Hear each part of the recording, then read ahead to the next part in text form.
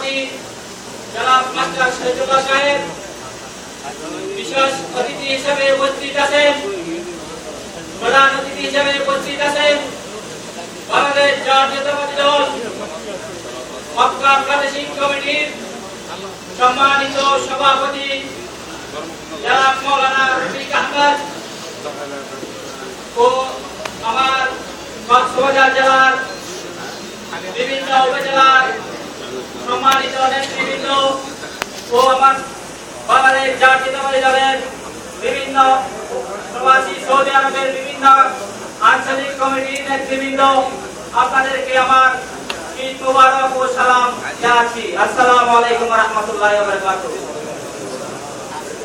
ভাইরা, আপনারা জানেন বাংলাদেশ আজ কোন পরিস্থিতির দিকে ধাবিত হচ্ছে।